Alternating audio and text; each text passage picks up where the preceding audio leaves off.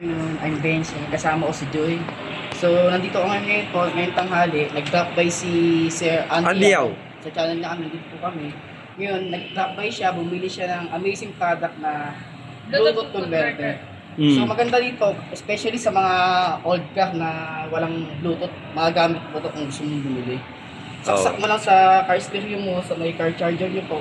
Then, tinuro namin paano saan yung i-process. Step by step. Step by step yan. So, ito yung mga hands-free call, compatible with most devices, enable cars to have Bluetooth connectivity. Then, maganda sa kanya, meron siya extra USB port. Charge po kayo ng gadget nyo, cellphone nyo na low bat in case. Maglalagay lang kayo dyan, meron siyang dalawang charging port na po. Yan. Pwede siyang salpakan din ng mga memory card, pwede nyo rin siyang salpakan.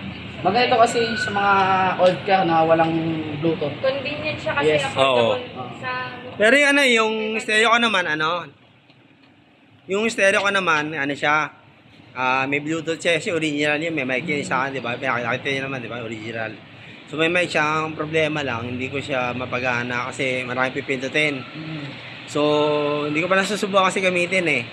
So kaya ako bumili ngayon yan, kasi nakita ko nga, mas madali siyang gamitin, saka kontrolin, saka mura lang.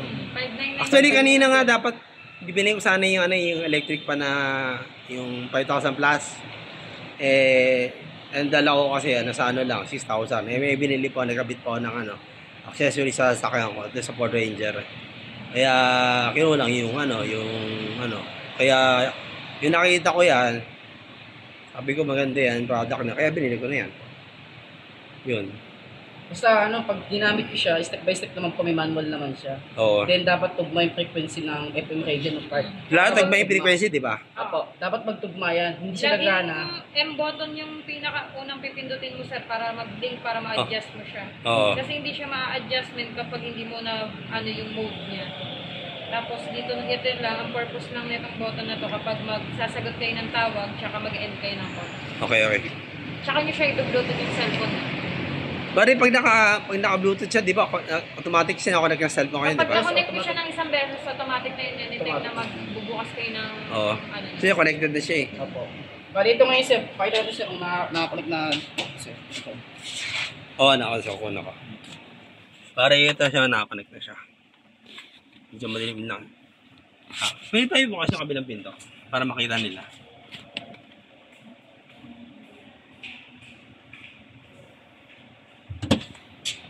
Yan. Yan, yun yung proseso namin.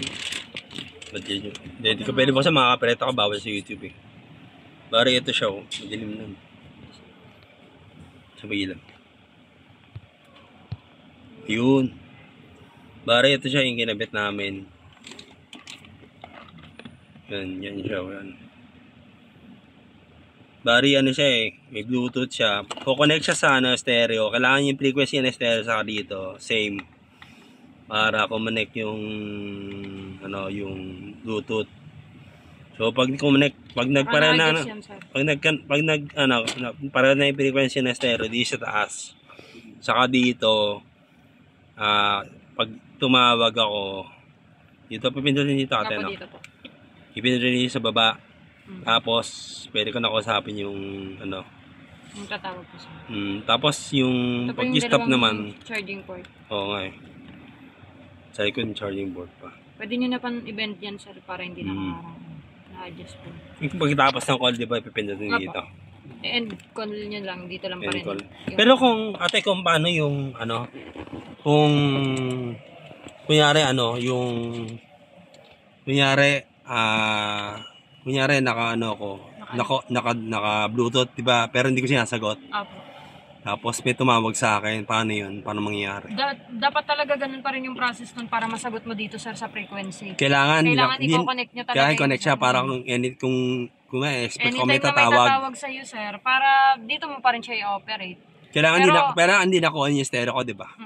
Dapat naka-on po talaga yung stereo nyo. Hindi sabihin, hindi ako nagpapatugtog ng music para ma-receive yung call, di ba? Dapat ganun. Dapat. Hindi, kahit hindi nagpapatugtog ka na naman sir, okay lang yun. Mag-automatic naman yun kapag may tumawag sa'yo. Basta naka-connect dito. Magka-automatic. I-stop Kumari, magdadrive ka, sir. Oo, Dapat tapos? i-connect mo na agad dito sa car Bluetooth converter mo. Para anytime, sir, na nagdadrive ka, may biglang tumawag sa'yo.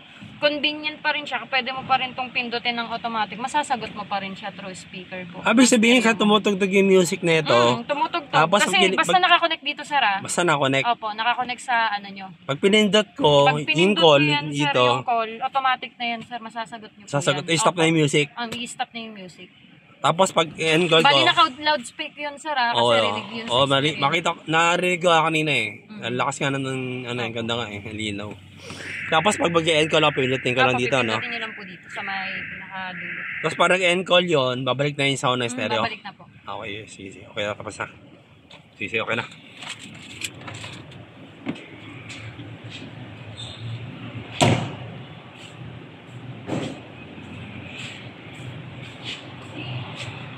Ano? Teka.